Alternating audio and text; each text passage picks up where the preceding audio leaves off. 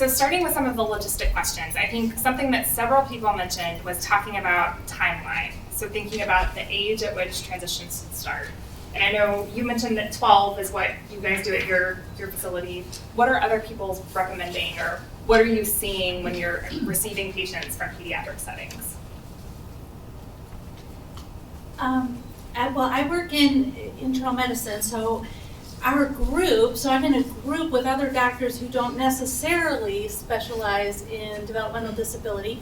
So we try to keep that age right around 18 because we're covering each other, you know, like if somebody was on a weekend had a problem or this and that. So for the department that I work in, we try to keep it at 18 for people transitioning in.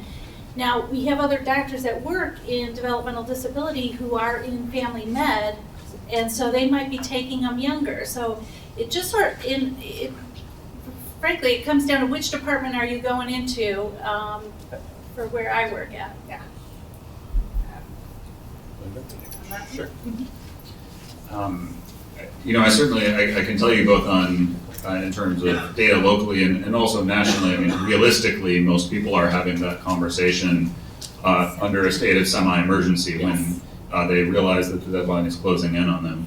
I think, recommendations about 12 and 14, I think are fantastic, and that doesn't have to be we're going to map out everyone you're going to see as an adult. That just means starting to initiate the conversation that this is something coming, and discussing preparedness and what things need to happen in the coming 6 to 8 years. But I don't think there's a magic age. I have a colleague in pediatric pulmonology who talks about how for their newborns who come in for their first visit with cystic fibrosis, this is one of the things they talk about with families, that we're going to take excellent care of your child, and someday they're going to grow up and start taking care of their own health condition and be seeing adult doctors. And I don't think they talk about it a lot again for the next decade, but that's introduced very early as part of the trajectory of care. My typical situation is an emergency. So the mom network at Children's knows my cell phone number. And so that's what happens. I'll get a call and say, I have a problem right now. 2 of them have been, my child's on the way to the emergency room. Sorry, I didn't meet you before. Will you take care of them? The other ones have been referrals from primarily the palliative care group at Children's Hospital, who my person serves as the primary care physician or the coordinating physician for a lot of these folks. They will call us in advance.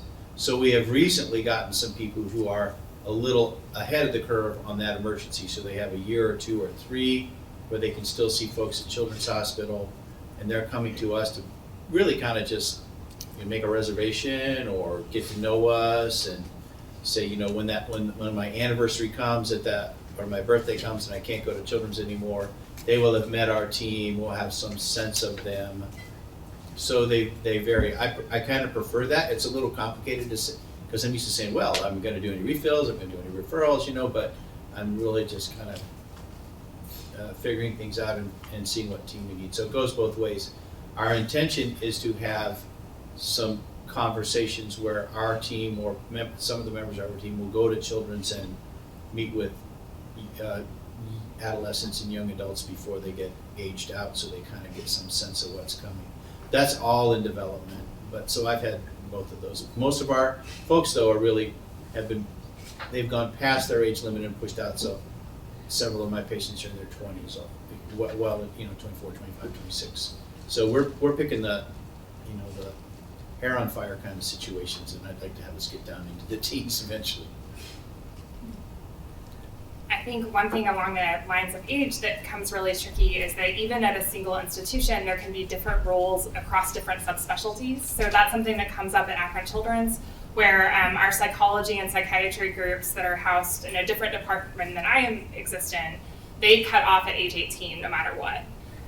Many other specialties, especially outpatient, will continue seeing patients until they turn 26. But if you have one provider that says 18 and done, and then one that's 26, and one that's in the middle, it becomes really tricky and kind of complicated. Yeah. I was just going to say, I think I'm on a lot of national groups that talk about a lot of complex care groups, and unfortunately, that's the norm. You know, is that because we as physicians like to be independent, and as you sort of talked about, even within a practice, so it's hard to do that, like it, you know, to really, because I think there's very few. I mean, I know a couple of the children's hospitals, like one said, it's an absolute, like AI DuPont in Maryland, it's 19, and they're like, no one is allowed after the age of 18 to enter our door. However, they have a DuPont in Florida, and they take up to 21. It's a conversation you gotta have. Yeah.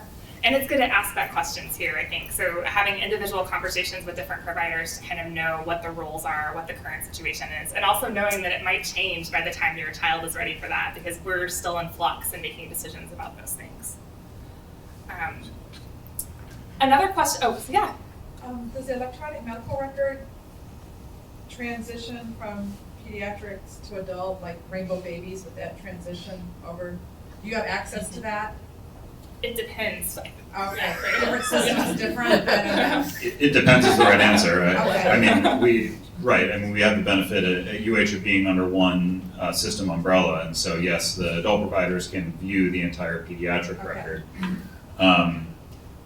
That doesn't, the stack of records was referred to earlier, and 18 years of EMR data is no easier to get through, and so part of what we're working to do is create a template that the family and pediatric team would develop together that sort of makes the current care plan clear to the receiving adult physicians.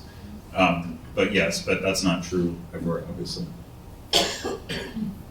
Yeah, we're just fortunate that we can see, so Children's is the pipeline to us. They have essentially the same medical records, so with really a push of a button, I can see almost everything. What we call them about is the stuff that's between the lines, right? The other stuff. What's special about this person, or what do I do if, or when is it a mild illness and when is it a go straight to the emergency room, stuff like that. I will tell you what I think about the heart, I forget what your term was, the heart transfer. I'm completely against it for multiple reasons.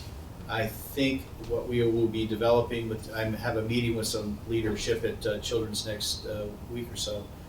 We're trying to create the sort of never-ending relationship, because we don't have anybody who knows anything. Well, they might know something about it.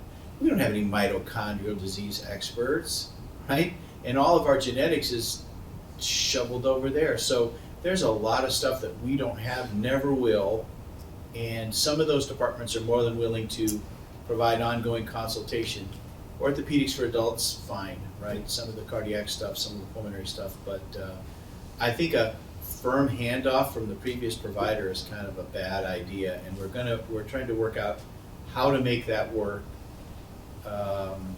so that we can have virtual conferences, virtual interactions, and I'm never, right, all I'm doing is trying to put together the goulash, and so I'm gonna need to be able to talk to the pulmonologist, the cardiologist. So the heart transfer, I don't see that working for us.